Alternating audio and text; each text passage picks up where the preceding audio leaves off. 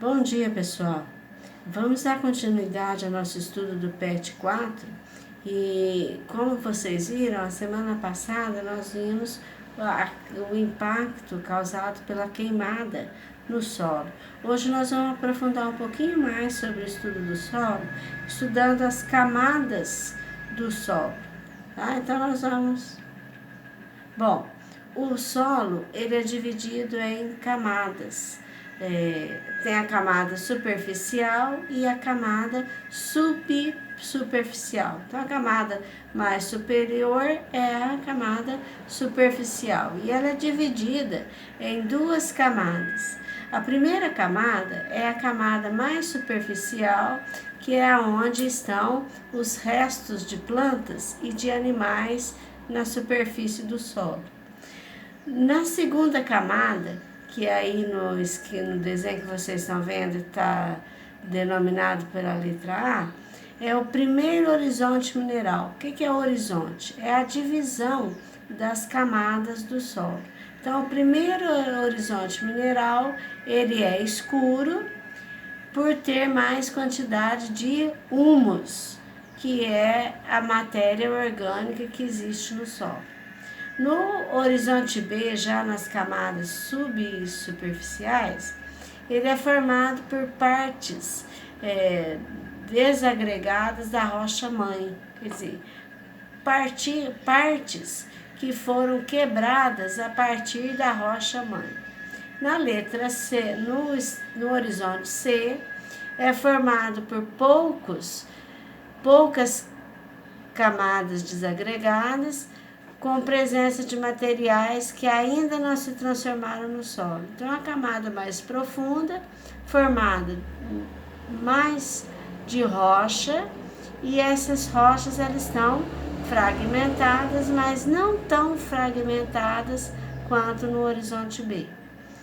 No horizonte R é a rocha-mãe, aquela que não se submeteu à transformação pelo intemperismo. Bom, então o solo é a camada fina da crosta terrestre. E como eu falei para vocês, ela é transformada por ação do intemperismo. O que vem ser isso? Intemperismo é o processo que ocorre no solo devido à ação da chuva, do vento, da temperatura, de ações de micro-organismos, transformação por seres vivos, né? Então, a rocha, ela vai se transformando com o passar do tempo, por ação de todos esses fatores que eu falei para vocês. E também por ação de fungos e bactérias que vão fazer a reciclagem de materiais. E o solo, ele vai influenciar no habitat e na fonte de minerais e água para os seres vivos. É do solo que a gente tira o nosso sustento, né, pessoal? Então, tudo que o solo nos oferece são minerais e a água que são fundamentais no nosso sustento. Bom, quais as funções do solo? Então, olha aí, função do solo. Primeiro, a ciclagem de materiais, que seria isso, é a decomposição por ação de fungos e bactérias. Ajuda a regulação do clima, além de fazer a purificação da água, né? A água da chuva, ela é escoada no solo e o solo então vai agir de certa forma como um filtro. Ajuda é sempre a base das construções humanas. As nossas casas, os nossos edifícios, eles são construídos no solo, né? O início no solo. Ocorre a regulação das enchentes. É o solo que vai impedir o avanço da água em alguns locais, impedindo a formação de enchentes. Como eu falei anteriormente, é o habitat dos organismos, né? Onde vivem os seres vivos, e usado na produção de alimentos, fibras e combustíveis pelo ser humano. Então, tá aí as funções do solo. O solo, ele é classificado em alguns tipos de solo, alguns tipos diferentes. E para classificar os solos, são feitas algumas considerações. É levado em conta a espessura, as suas características, tais como a cor, qualidade ou organização de partículas dos seus compostos, que são argila, silt e areia.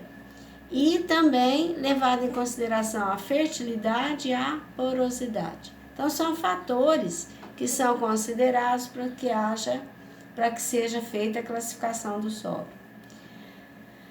O solo, ele é constituído de água, ar, material mineral e orgânico.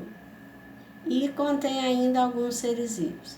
Então, olha, água, ar e material mineral e orgânico. Então, material mineral e orgânico seria argila, silt e areia, material mineral e orgânico, os seres vivos. Daí nós podemos verificar a existência de 3 tipos de solos principais. O solo arenoso é aquele que tem mais areia. Se ele tem mais areia, ele tem alta permeabilidade e porosidade. O que vem a ser isso? A permeabilidade é a capacidade que o solo tem de deixar passar a água, vai infiltrar pela água. E a porosidade é a quantidade de espaços que existe entre as partículas, permitindo essa infiltração da água. Então, no solo arenoso, a permeabilidade e a porosidade são maiores. O solo argiloso é aquele que contém mais argila, é o solo impermeável, que não deixa passar a água. Então, é um solo que encharca com facilidade quando ocorrem as chuvas. E é um solo rico em mineral. O solo umífero, ou orgânico, é o solo que tem mais matéria orgânica, que tem mais humus. Então, o solo recomendado para o plantio, porque ele é muito fértil. Bom, a permeabilidade do solo, ela ajuda na distribuição, manutenção e qualidade da água dos reservatórios naturais, como águas subterrâneas, rios e lagos. Então, olha, ela vai controlar os reservatórios, né? E os fatores que vão influenciar nessa permeabilidade: o tipo de solo, a cobertura vegetal, o grau de umidade, o efeito da chuva sobre o solo e a compactação do solo. Então, o tipo de solo, como nós vimos, não são todos os tipos de solo que têm permeabilidade. Então, aquele que tem vai influenciar nessa permeabilidade. A cobertura vegetal, quer dizer, as plantas, né? Quanto maior a quantidade de planta, mais fácil a infiltração. O grau de umidade também vai alterar, né? O efeito da chuva sobre o solo vai depender das condições do solo, né? E também a compactação vai depender da quantidade de vegetais que existem nesse solo. Impactos ambientais são aquelas situações que provocam no ambiente um mal-estar, um prejuízo. O desmatamento. O desmatamento é uma ação do homem que retira as plantas. Com esse desmatamento é possível a erosão e o assoreamento dos rios. A erosão porque o solo fica desprotegido de vegetais e quando a água da chuva cai naquele solo, é fácil ela escorrer e levar os materiais nutrientes do solo, ficando no lugar um buraco enorme. Esse solo que escorreu vai para o fundo dos rios, provocando o assoreamento. É comum também a contaminação do solo por uso de agrotóxicos, principalmente quando se usa em excesso, né? Tudo que é em excesso é prejudicial. E ocorre a perda da produtividade. Então, não tendo proteção, o solo vai ficar mais improdutivo.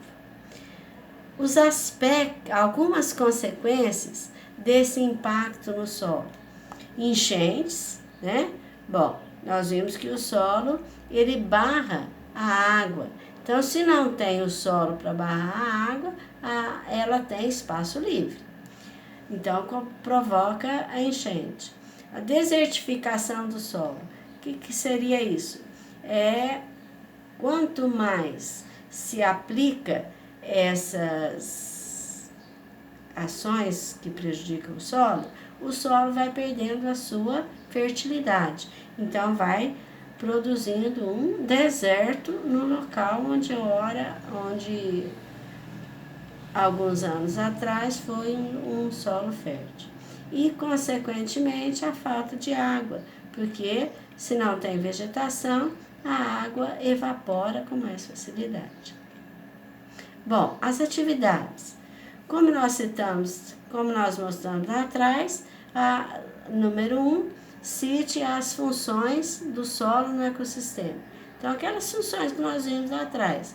Reciclagem de material, regulação do clima, purificação da água, base da construção humanas, regulação de enchente, habitat dos organismos e produção de alimento.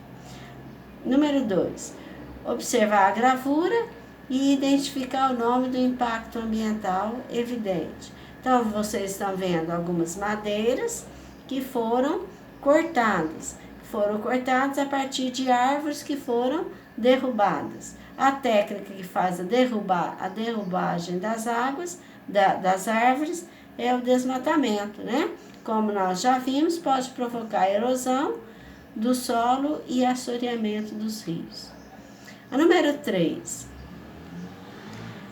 como é formado o solo? Então, nós vimos que ele é formado por fragmentação de rochas magmáticas que sofrem a ação do vento, da chuva, da temperatura ao longo dos anos, que é formado pelo intemperismo. Tipos de solo, 3 tipos principais: arenoso, argiloso e umífero. Qual tipo de solo é mais usado, mais fértil para a agricultura? O tipo de solo mais fértil é o umífero, porque ele tem maior quantidade de matéria orgânica. O que é permeabilidade do solo e qual a sua importância? Permeabilidade do solo é a capacidade de infiltração da água. É importante para que haja distribuição, manutenção e qualidade da água dos reservatórios naturais, certo? E a número 4, para citar algumas consequências dos impactos ambientais no solo para a humanidade. Consequências seria o desmatamento, né? Seria um impacto ambiental. A consequência desse desmatamento vai provocar a erosão e assoreamento dos rios, o empobrecimento do solo e o uso exagerado de agrotóxicos. Bom, pessoal, com isso nós vimos o conteúdo da semana 2. Espero que tenha esclarecido vocês. Bons estudos!